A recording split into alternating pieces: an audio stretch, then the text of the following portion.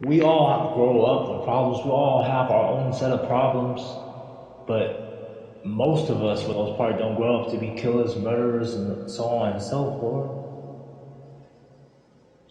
What differentiates you from the people that do grow up to be those sorts of things? Because you don't have an understanding of that, because you haven't experienced it through your experiences that you've been dealt with in your life. So you have a failure of relating to it, and since you cannot relate to it, your little mind cannot understand.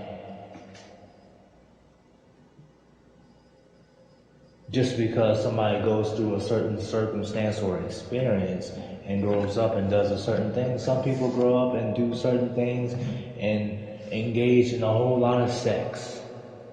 Some people grow up and do certain things and engage in an indulgence of food. Some people grow up and do certain things and indulge and have greed for money, and they love money and they can't get rid of their love of money, so they continue to chase after money over and over and over again. These are your millionaires. And then one day they'll say, I'm unhappy. A lot of people grow up in different circumstances and don't. In the same situations and circumstances as the person that chased after greed and don't go after greed. A lot of people go out to experience the same experiences, situations, and scenarios and do not indulge in food. They go the opposite way. Same as somebody that grows up and becomes a murderer. They go the opposite way and don't become a murderer. In humanity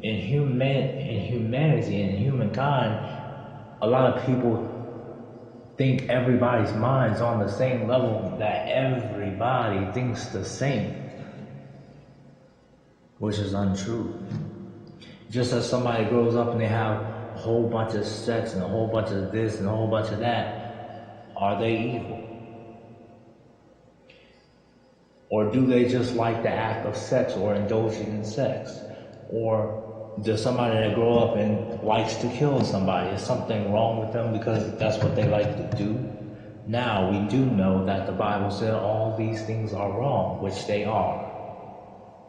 Murder, too much sex, all this is destructive to not only the person, but the society the person exists in, as in, when I mean society, I just mean, the collective human experience, not a society as, Americanized or whatever kind of, or black, white, or whatever kind of label you want to put it on, because any label outside of a human race or humankind or mankind has little to no importance.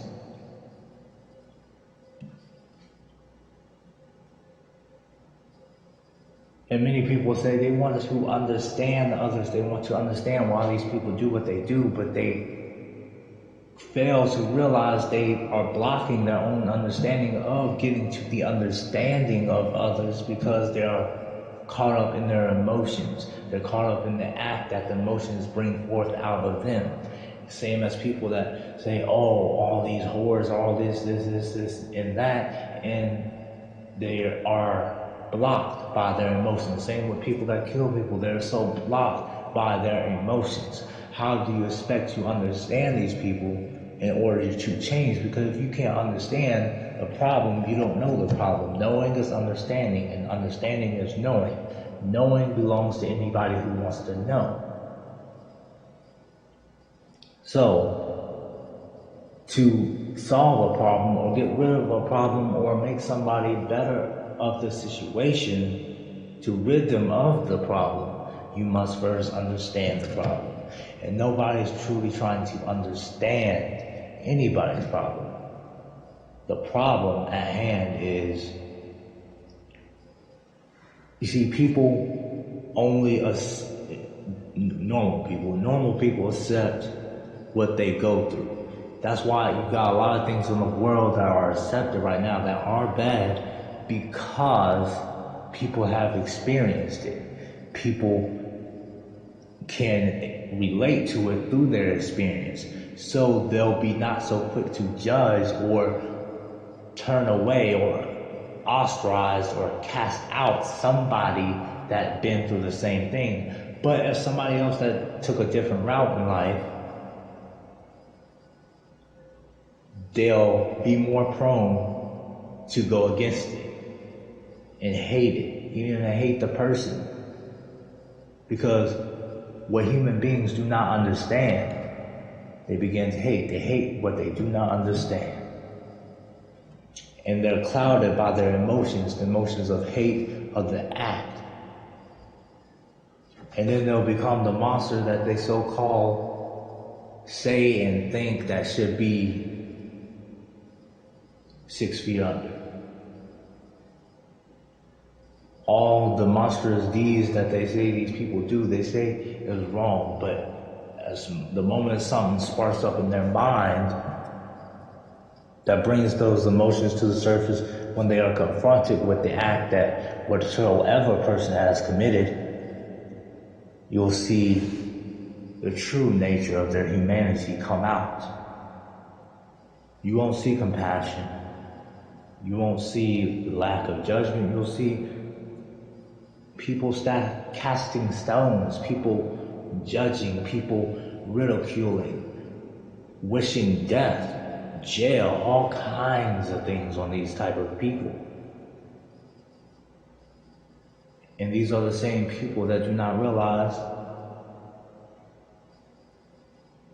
if you want to be compassionate, but do not pick and choose.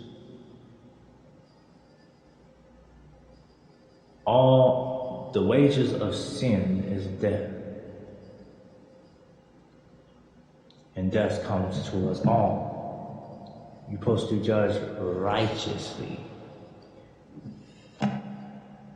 So make sure you are not breaking one of these bad things before you judge somebody else that may be breaking a bad thing that you may think is higher, on a higher, worse level than what you are doing. You see?